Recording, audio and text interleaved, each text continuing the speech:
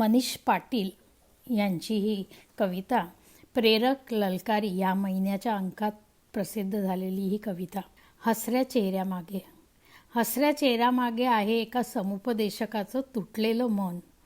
आम्ही रोज भेटतो स्त्रियांना, आयुष्य उद्ध्वस्त झालेल्या, कोणी मारहाणीने त्रस्त तर कोणी निष्कासित, हातात लहान लेकरू आणि डोळ्यात पाणी. आम्ही फक्त म्हणतो, ताई रडू नका, आम्ही आहोत तुमच्यासोबत.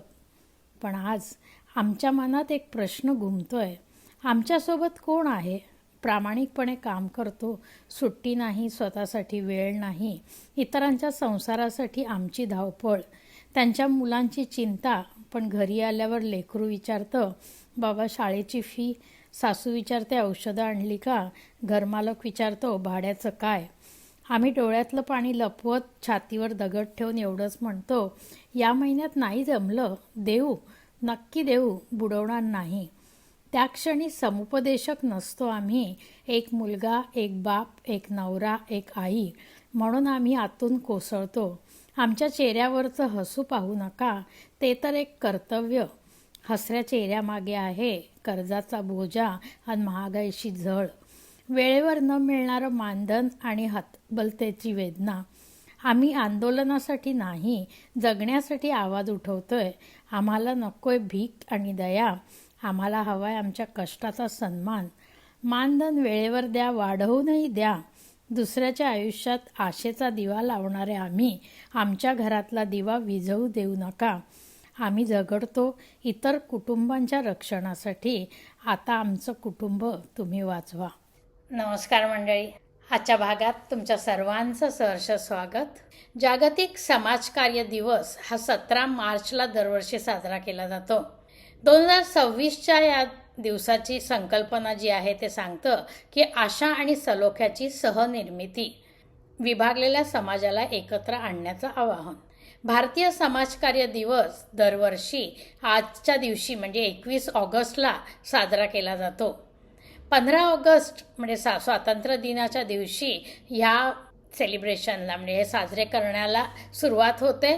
National association of professional social workers in India ही जी संस्था आहे, तसंच इतर वेगवेगळ्या संस्थांतर्फे आठवडाभर राष्ट्रीय स्तरावर वेगवेगळे कार्यक्रम आयोजित केले जातात आणि त्या उपक्रमांची सांगता 21 ऑगस्टला केली जाते. समाजसेवा ही भारताच्या सामाजिक आणि सांस्कृतिक परंपरेचा एक महत्त्वाचा भाग आहे.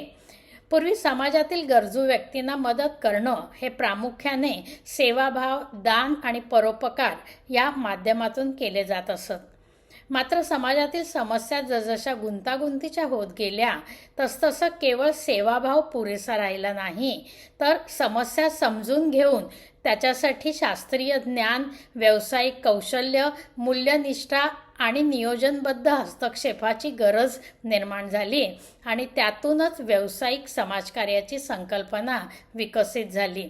व्यावसायिक समाजसेवा म्हणजे व्यक्ती, समूह आणि समुदाय यांच्या समस्या समजून घेऊन त्यांच्यासोबत शास्त्रीय पद्धतीने काम करणं. समाजकार्यकर्ता केवळ मदत करणारी व्यक्ती नसते, तर समस्यांचं कारण शोधणारी, व्यक्तीला सक्षम करणारी, उपलब्ध साधनांशी जोडणारी आणि सामाजिक परिवर्तनासाठी काम करणारी अशी व्यावसायिक व्यक्ती असते. व्यावसायिक समाजकार्यामध्ये व्यक्ती समाजकार्य म्हणजे व्यक्तीच्या पातळीवरचं समाजकार्य, समूह पातळीवरचं समाजकार्य आणि समुदाय संघटन, समाज कल्याण प्रशासन, सामाजिक कृती आणि सामाजिक संशोधन अशा विविध पद्धतींचा वापर केला जातो. आज व्यावसायिक समाजकार्याची गरज अनेक क्षेत्रांमध्ये असते, जसं की आरोग्य, शिक्षण, महिला आणि बालकल्याण, मानसिक आरोग्य, वृद्धांची सेवा, दिव्यांगांचं पुनर्वसन, व्यसनमुक्ती, कारागृह व्यवस्था, उद्योग क्षेत्र, ग्रामीण आणि शहरी विकास आणि आपत्ती व्यवस्थापन अशा विविध क्षेत्रांमध्ये व्यावसायिक समाज कार्यकर्ते महत्त्वाची भूमिका बजावताना आज आपल्याला दिसतात. व्यावसायिक सामाजिक कार्यकर्ता हा व्यक्तीची समस्या, तिच्यावर लादलेल्या दोषांमधून न बघता तिच्या सामाजिक, आर्थिक, कौटुंबिक आणि पर्यावरणीय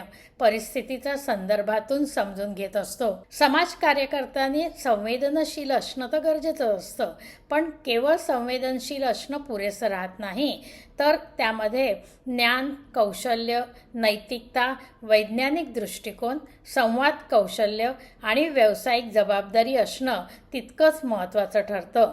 आजच्या बदलत्या काळात AI म्हणजे कृत्रिम बुद्धिमत्ता, डिजिटल तंत्रज्ञान, डिजिटल टेक्नॉलॉजी जी येते ती, स्थलांतर, बेरोजगारी, कौटुंबिक बदल, वाढती मानसिक तणावांची परिस्थिती, सामाजिक विषमता असे वेगवेगळे नवीन आव्हानं समाजासमोर येत आहेत आणि त्यामुळे समाज कार्यकर्त्यांची भूमिकासुद्धा बदलताना आपल्याला दिसते.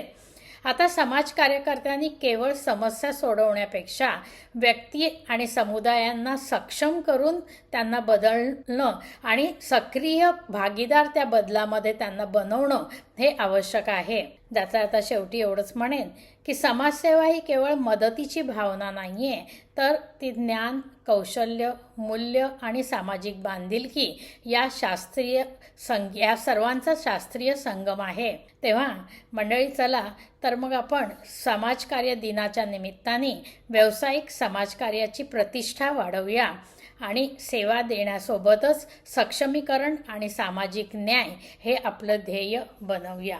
मंडळी, तुम्हाला आजची माहिती कशी वाटली? आवडली असेल तर जरूर लाईक करा, इतरांना शेअर करा आणि आमचं चॅनल सबस्क्राईब केलं नसेल तर सबस्क्राईब करा ही विनंती. आज इथेच थांबते. भेटू नवीन भागात नवीन विषयासह. तोपर्यंत नमस्कार.